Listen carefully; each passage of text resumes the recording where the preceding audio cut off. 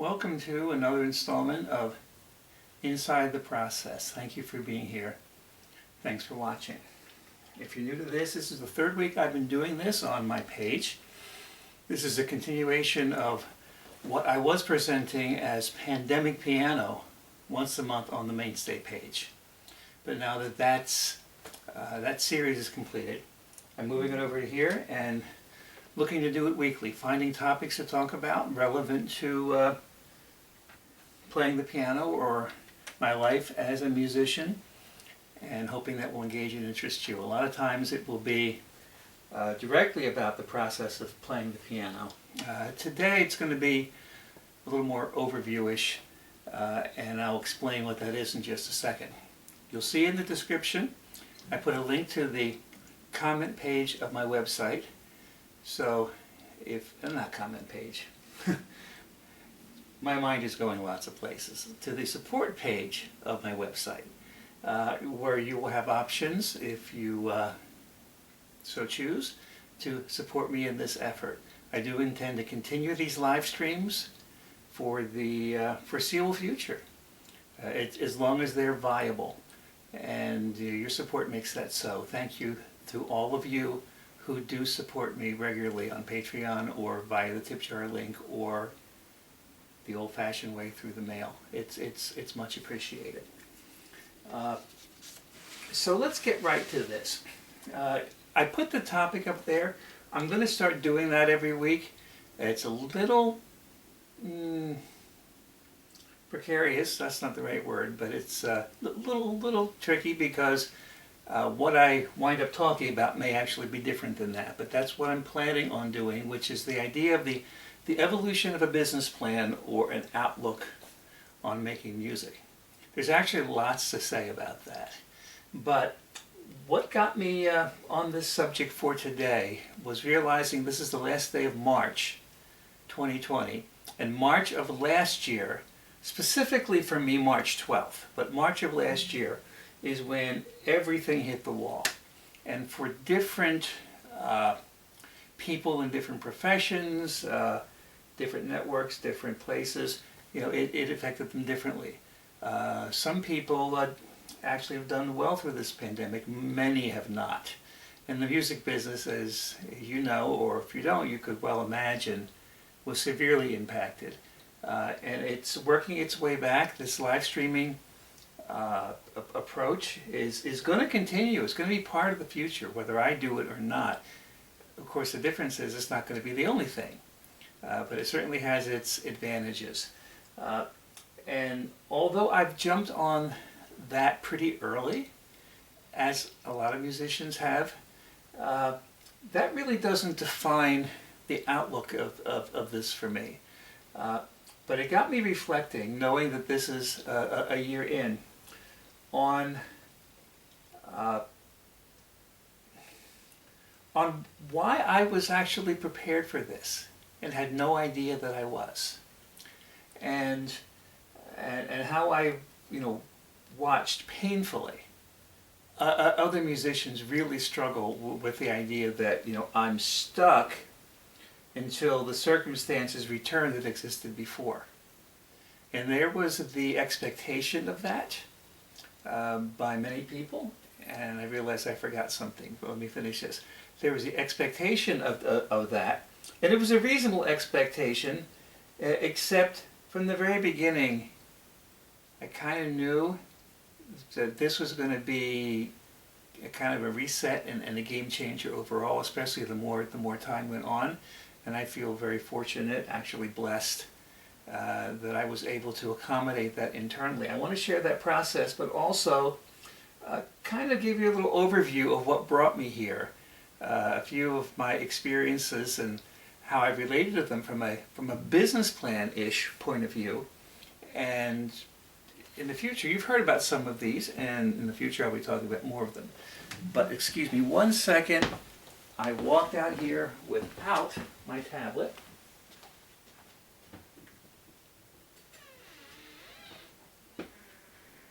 Because although I cannot keep my internet open on any other device while I do this,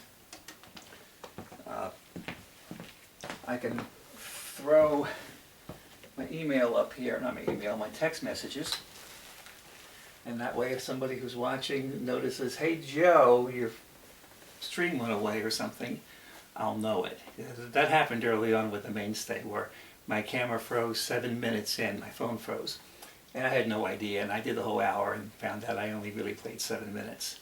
So anyhow, let's get this thing started.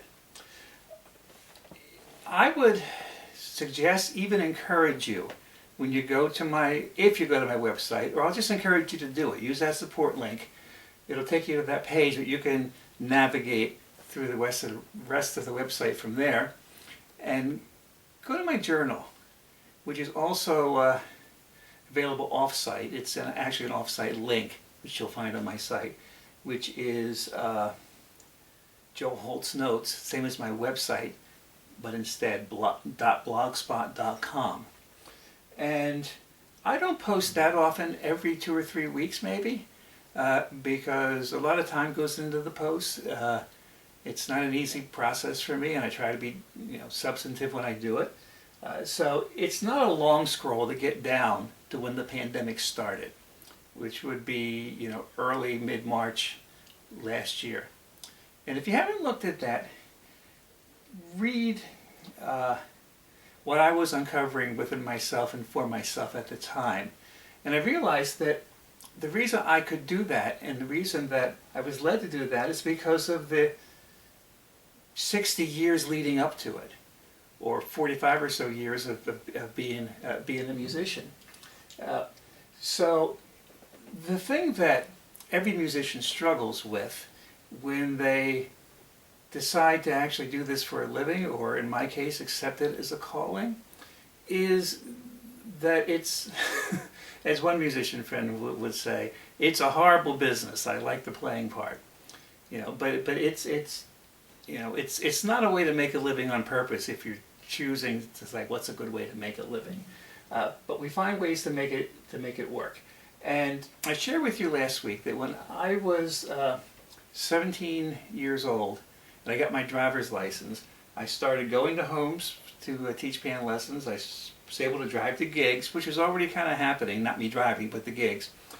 And I also hung on to my paper routes for a while. So I have a steno book somewhere that has all 3 sources of income. And my journey as a musician began there with the outlook that I already had, which I'll explain in just a second. But we're going to talk about the journey, because you start out one place, and then once you get all the way across the country, you're likely, hopefully, someplace else.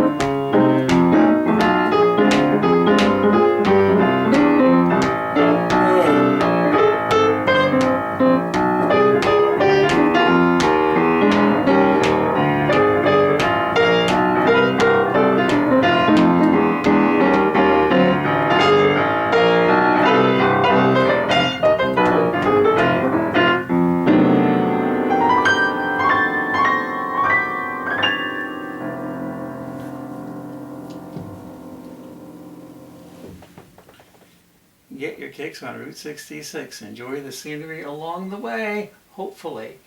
So, I explained it when I was 17. I had these different sources of income, and it was a gig income situation. And as I explained last week, I've hardly ever been an employee. And I remember I was 18, 19 or something.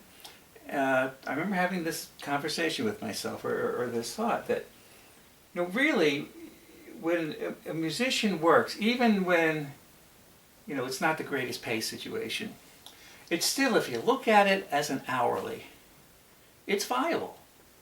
It's not like what a plumber would make or something, but of course, the plumber himself doesn't exactly make that anyway, but, what you pay for that. But still, it's like, all you got to do is bill enough hours and this thing can work. And that just really was just big in my head. It was just clear as day. You just got to find ways to bill enough hours. Now, of course, it's a little more complicated than, being a plumber or something, because actually different things pay different things, and, big concert situations is, of course, a lot more work than just an hour. But I was looking at just the billable hours, so many a week, averaging so much, and then I could pay my bills.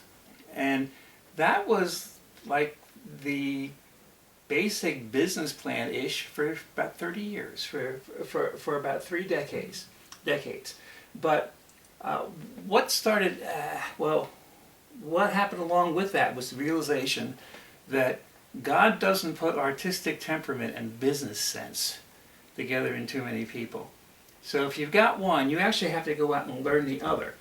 So I realized that if I was going to, work on finding enough billable hours, I had to learn how to create those billable hours. And now we hit that little wall among many walls, that when you go to school for music, you go to school to learn music. It's not like when you go to school for medicine, you learn medicine, you also learn how to run your office.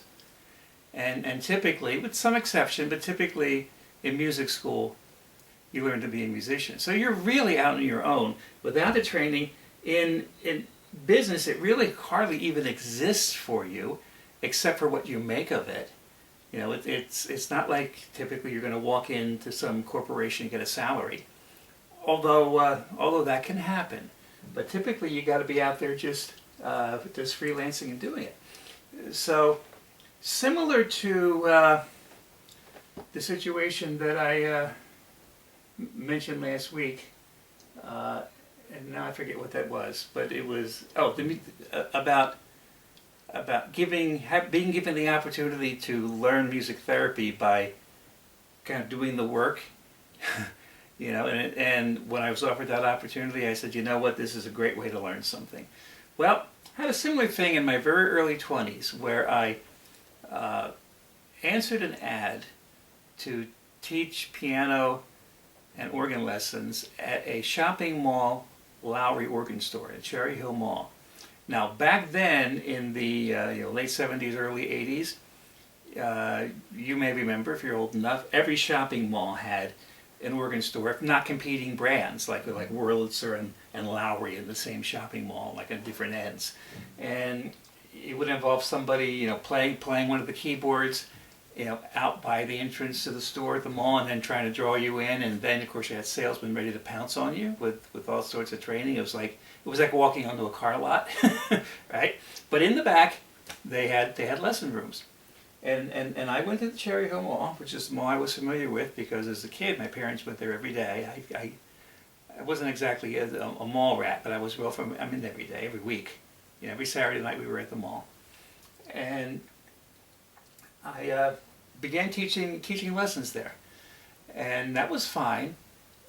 But then I was approached, not long after I was there, if I would be willing to pick up some part-time sales hours. All of the salesmen were on drawn commission, but I would just be like a small base salary and a small commission in addition to the teaching, because they were having a real high turnover of salesmen. And so I said to myself the same thing I said with the music therapy opportunity. Man, I'm not a natural salesman, but this gives me a chance to learn stuff. And I took it. And I'm not one of these guys who, you know, gets in your face and, hey, and I'm going to close a sale by myself and, you know, sale today and all of that. But you got to stand up front. You got to talk to people. And I learned about the idea of making a lead book, which is where every encounter you have with somebody, you document, and then you date it, and then, you know, after a certain amount of time, if there's been no communication, you find a reason to communicate, and because everybody does this in their own way, and I've developed my own way, which not to hard sell, but to build relationships. And along the way, actually, one of my customers was like the top car salesman in the state. Yeah, like an award-winning car salesman, nicest guy ever, and not a high-pressure salesman. You know, he's just like, you meet the needs of the people. You give them what they need. You're there for them, and then when they're ready to buy, they're going to come to you. And like, yeah, okay. And so I kept the lead book meticulously. If I was supposed to contact somebody, you know, within a month, I made sure I did it, like 29 days out, but I did, right? And those kind of things that I began to learn, or things I kept with me for the rest of my being a musician. And in addition to that, I found lots of nice ways to use piano lessons as barter. You know, you can get a lot of things for barter for piano lessons. And I had a sales manager that I bartered for lessons for consulting, a business consulting firm that I sat down with, again for piano lesson barter. Had a CPA doing my taxes for a few years. The only time in my life that I haven't done them myself, as I said last week, for piano lesson barter. And I even the car I drove when I commuted to the Showboat in Atlantic City from Elkton, Maryland every day was piano lesson barter. So I had this opportunity now just to get to know a combination of what I needed to do to be myself, and still along the way, always along the way, get to know myself.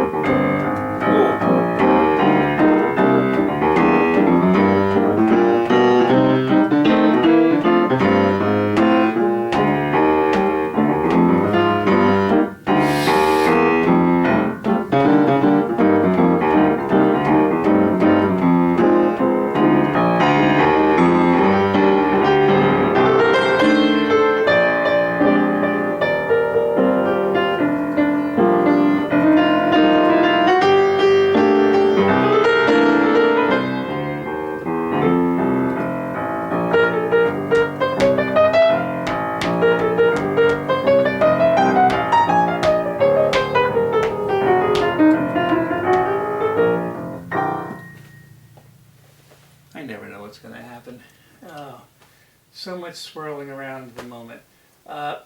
So, of course, some things will happen on their own, and other things will happen because you make that happen. I'm just going to overview some of the things that are sort of anchored by my business or my career up until now. And there is absolutely a being in the right place at the right time component to a lot of things. And true, there are things that you don't have to make happen because you're there when they are happening. And one of them was when I worked for the Lowry store in Cherry Hill Mall, and I was there for a few years. The Cherry Hill Mall in 1980 something or another, four maybe, built the largest indoor food court at the time in the country. It was a 1,000-seat food court. Cherry Hill Mall was an upscale mall. You know, I remember when I was a kid going there when they were doing a $2 million, I think it was, marble tile renovation of the mall. So this is, you know, the idea there. So they wanted to be at the beginning of the whole food court craze, and they were. They were the first big food court, shopping mall food court in the country, 1,000 seats. Others soon followed. The Rouse Company owned them, and of course owned other malls, so it was growing in their realm and other realms as well. And the mall wanted to put a baby grand piano by the fountain at the food court, because they're going to have piano music while the diners dine in the shopping mall food court, of all things. And the Lowry store sold them the piano, and so they were, you know, commissioned or whatever, or tasked with, hey, you got someone to come and play? And I was the resident guy who was like in that back. And that's how I got that gig. And I had that gig for the better part of, well, I had it for 11 years, off and on toward the end, but it was steady, like 6 days a week for years. And I was told by the marketing manager of the Rouse Company that I held the record for longest continuous daily musical engagement in retail, which I kind of found hard to believe in one respect, but not in another, because it wasn't seasonal, it wasn't just for special events, it was just there. For 2 hours a day, I was playing to thousands of people, mostly anonymously. That's a whole nother kind of story. But what was happening? I was billing hours. See, I was doing what I had purpose to do. So of course that was an easy decision to take that gig, and of course that wasn't the only thing I was doing. And by the time that kicked in, I wasn't, you know, working for the Lowry store anymore, but just juggling all the other gigs and all the other things I was doing with my 2 hours a day in the shopping mall food court, playing off of what they called the music menu. That's a story for another time, but you could just imagine the atmosphere, right?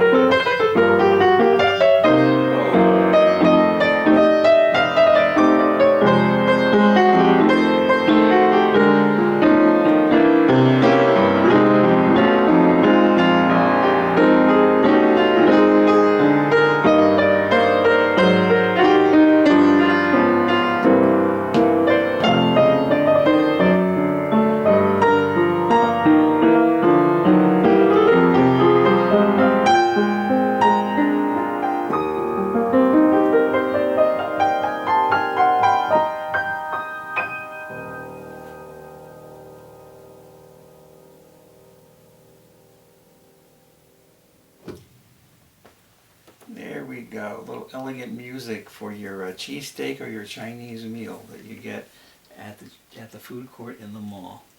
Who'd have thunk it, right? But yeah, I was at the right place at the right time, but I also held the gig for 11 years, so apparently I was the right guy too. And that's where this is really going. You know, but still, you know, you have to find the work, you have to build the time, especially, you know, in my mindset at the time. And another right place at the right time situation happened a few years after. Actually, before the food court gig was completely over, where my schedule just happened to be pretty light. And I realized what I was doing wrong, completely related to this, because what I would have to do is devote so many hours a week to selling. With my lead book and all the different prospects, and you know, when you're working on selling, things happen down the road. You're planting seeds that you harvest later, right? And sometimes you like lose the discipline of selling until like things start getting light and you have the time to do it, but that's not the time to start, you know, get on track selling again. So it was always something for me I had to watch. It as when I was my busiest, playing was the most important time for me to be on the phone or be sending out packets or whatever, because nothing by email at that time, of course. But we had gotten to a kind of a dry period, and it was a little concerning. And out of the blue, I get a call from one of the booking agents at the Showboat Atlantic City, and my name had been passed on to them by, I found out later, Joe Mediri, who was playing down there, because they were adding another music station. They had live music throughout. It was like its own city in there. All those casinos were like their own cities. But the Showboat was like, you know, they called it Mardi Gras every day. It was, you know, New Orleans-ish. And so they put a solo piano station in the lobby, and they wanted, well, they called it ragtime music, but I understood completely what they wanted. Nobody in there was just playing straight Scott Joplin or anything like that. They were playing the old stuff, you know, the stride-ish things that I love to play. And it's funny, I actually avoided Atlantic City before that. I just wasn't going to go there. It's just not my thing, you know. And I had to say, you know what, I wasn't going to work Atlantic City, but this is falling on my lap. I need to go down there and work Atlantic City, you know, primarily the Showboat. And yeah, right place at the right time. Also the right guy, I guess, but right place at the right time. So I got to fall into doing stuff like this. And to should I say this? To entertainment directors and corporate environments who really don't know better, this could be ragtime.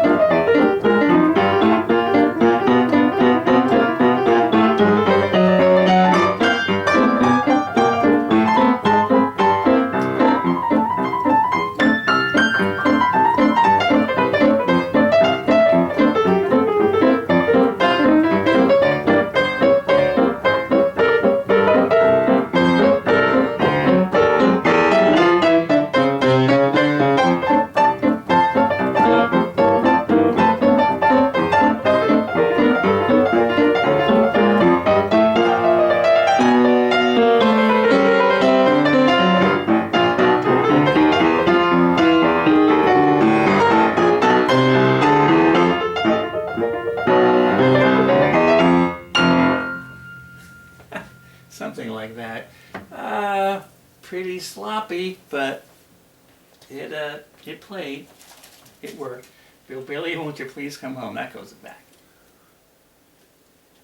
Not a tune I'll typically play these days, but that was kind of the flavor down there, and I really enjoyed it. So things will happen if you're able to do, if you're prepared to meet the requirements of a certain gig. Your name will get around, or something will happen, and you'll be able to do it. But that alone doesn't do it. And what came after the Showboat, it kind of evolved to be incredibly busy. And I thought I was busy down the Showboat because I was commuting, like I said, from Elkton to Atlantic City, which is like a 2-hour drive, six days a week. I was actually part-time teaching in a private school for a short time, but over that time, and doing some lessons, but doing other gigs. Oh my goodness! And well, let me tell you about this, because one of the things that I was able to make happen. This is all concurrent. This was happening at the time that the Showboat was going on, but there was a lull in it at that moment when it started. Was in the niche market of churches, because I come up as a church musician. I took my first church position as an organist and music director when I was 19 years old. And so in my circles, in the network that I knew, in the denomination I was in, I began promoting concerts, not only sacred music concerts, but also jazz concerts that churches could use for community outreach or for community events. And little advertising in one of the magazines, denominational magazines, and wound up starting to pick up the ability to go to different parts of the country and play in churches. So when you see on my bio, concert and jazz festival touring, the jazz festivals were when I was with the Mederi Brothers for a few years, but the concerts were for quite a while, until my kids were in school and it wasn't working anymore. That I would just get in the car several times a year and drive. And these concerts would be all over the country, but primarily I would drive, and a lot of it was to the Midwest. And we would go for 2-3 weeks at a time. I'd get an anchor gig. That's a term you'll hear me use from time to time, which is like the main booking that allows something to happen, and then you build things around it. So now you can see why we need to spend time on the phone. In addition to doing these church things locally, I was also putting together these little trips where I could drive out to Nebraska, and the Dakotas, where the big places, and I pick up things along the way, pick up things on the way back. But I'll tell you how crazy it was. When I was at the Showboat, I was there long enough that I started to go up against the church bookings that I had. They were already there, because again, you got to do them ahead. And I really think it was one night off that I had, but it couldn't possibly be. It would have had to be 2. I must have subbed out a day, because I had 1 day off a week at the Showboat. So I must have subbed out a second day, because I don't know how I would have done this. But I went from the Showboat to the Philadelphia airport, out to the airport in Bismarck, North Dakota. And in 2 days, I think I flew in early one morning, flew out late the next night, had 5 different churches. And a couple of them were like hours apart. And with my rental car, and then I might have done a red eye coming home. I'm not sure. And at that time, I lived down in Maryland, but my parents, the house I grew up in, was in Jersey near Philadelphia. I came back in, took a nap, and then drove down the Showboat to my gig. So like in my it had to be 2 days, but I remember it as 1. Don't ask me how. In that little span, at 5 churches in the Dakotas. So yeah, I guess I was an ambitious guy, wasn't I?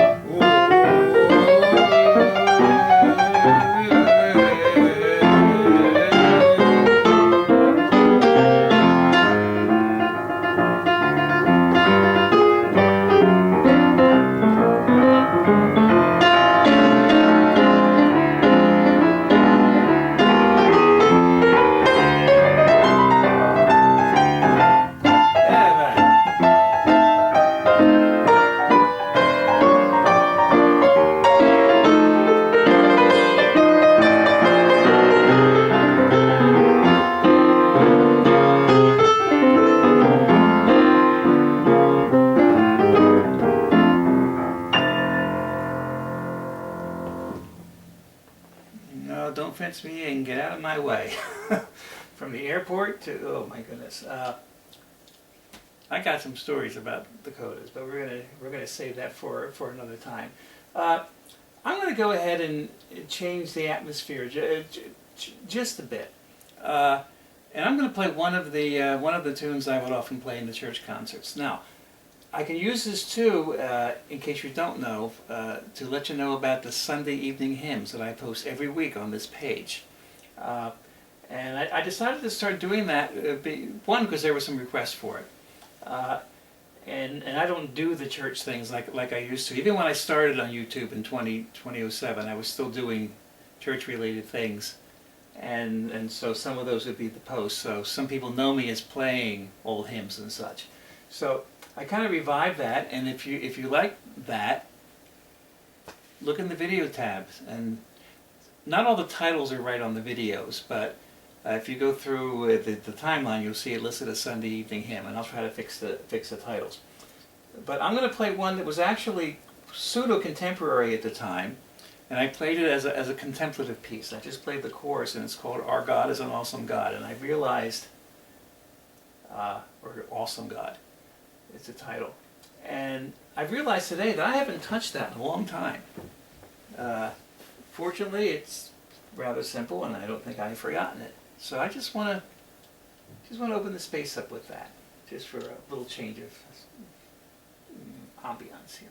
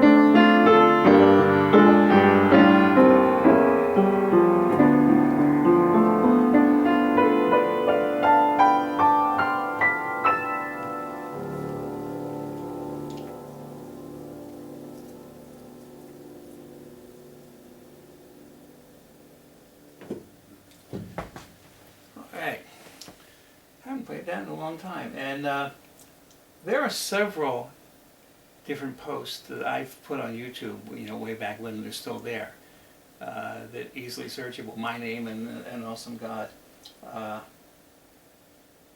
If you like that and want to hear it again.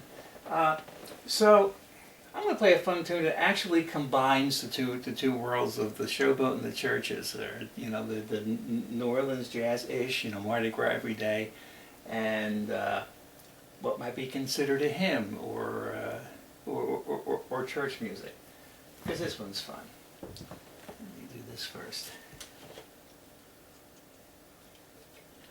Yeah, this is actually a tune I could play either place.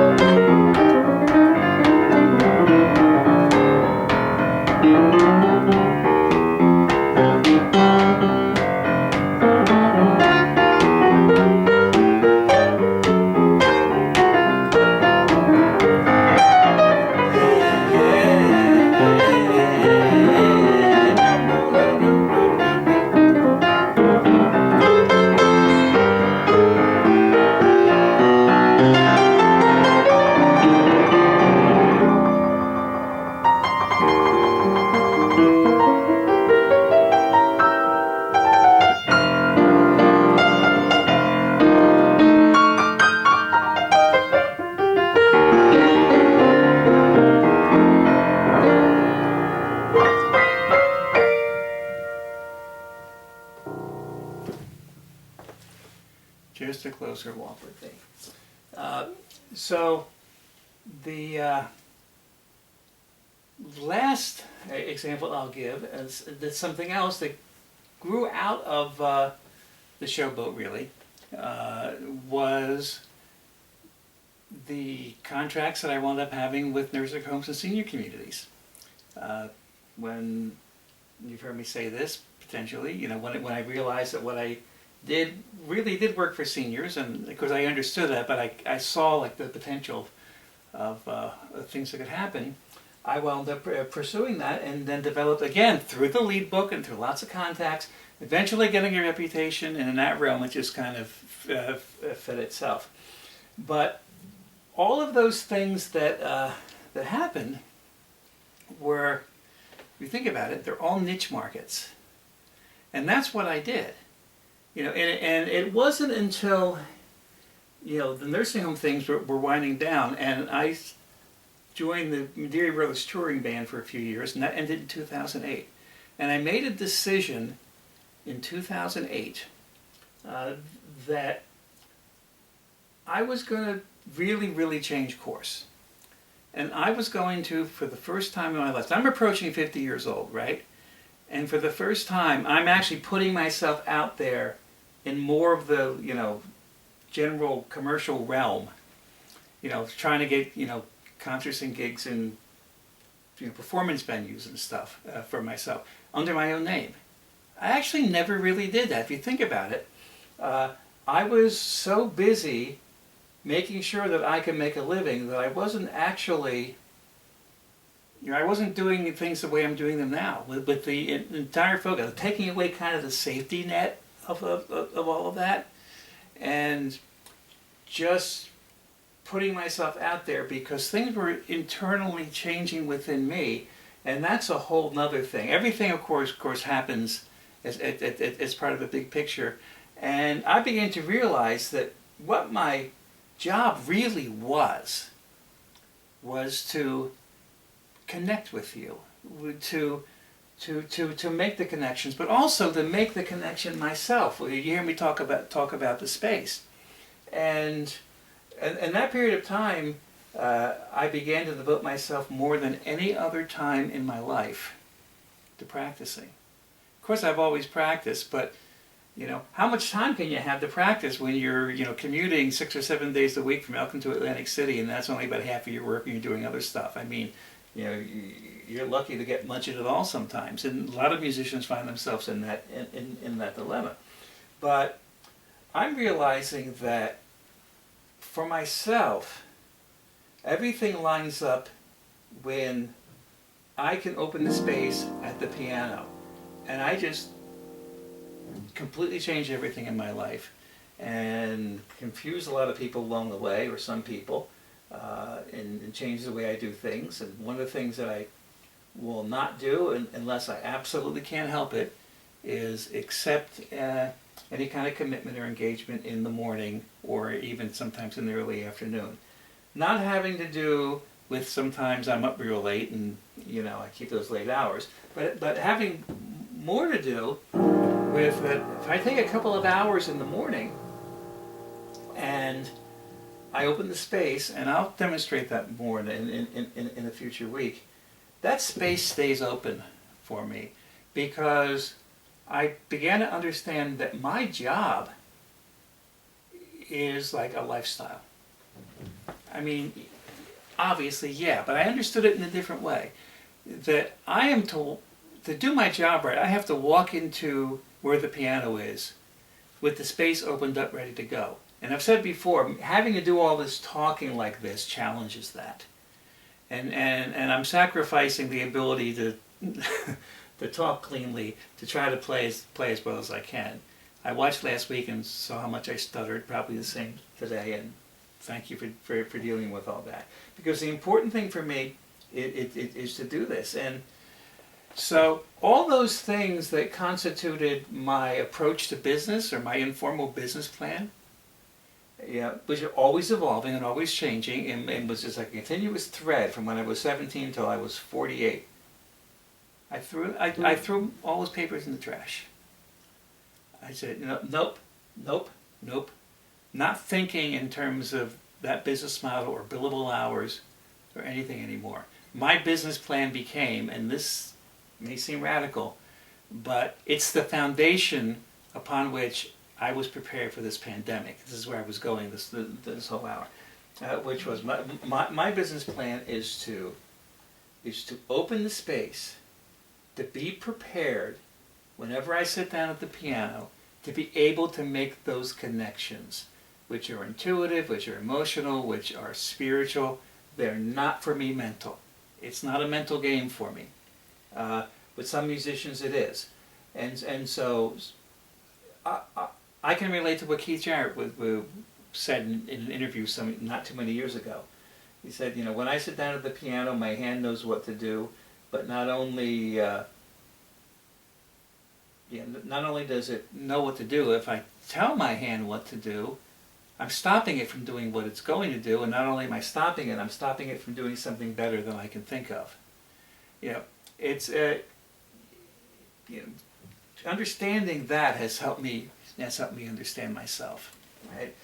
And so, if I understand my job to be open this space, because when I make the connections when I'm playing, that's going to facilitate the next opportunity to play. It's kind of like falling back on right place at right time, but really falling back on being the right guy and being in the right place, not physically just being in the right place, being, B-E-I-N-G, in the right place. And I just had complete confidence in that. And so I realized, thinking about it, preparing for today, that I consider that, you know, such a given now, that I don't even question that probably to a lot of people that doesn't make sense. And so when this pandemic hit, and yes, I lost all my income all at once, and that's a problem, right? But I also know if I'm in the space I need to be, I'll be taken care of. And if or when you read those blog posts, you'll see that I saw it at the time as an unplanned sabbatical, something I was grateful for. Because, man, now I can develop a practice discipline like I've never had before. Because I'm not going anywhere, right? And in the big picture, I'm connected in the big picture to the things I can't see, but the things I can see that are in front of me do connect to the big picture. So, you know, if we want to be prepared, connected to all that's going on and all that will go on, be in the moment you're in, because it's all connected. So I know, and I've been confident that I've been being prepared for whatever's going to be where the path takes me. That made no sense, but you know what I mean. I'm prepared to walk for what the next opportunity providentially is going to be that I don't know, and it doesn't matter that I don't know. Right? And I feel, you know, horrible, really bad for so many musicians now who still feel lost. And you can see that one particular Facebook fan is really frustrated because he was full-time gigging and like, when is that world going to come back? Don't tell me about new normal. I need the old one back. And it's like, I kind of saw that tension coming, you know, pretty much from the beginning of the pandemic. And I'm just being in the space. So I will play a tune, a final tune, that, had I not talked so much, I was going to play when I talked about the nursing home gigs or the senior community gigs, because that was like, is starting to change, a big band era culture. So, and this tune just kind of says it too. I'm beginning to see the light, and of course, you know, there's always a light to be seen.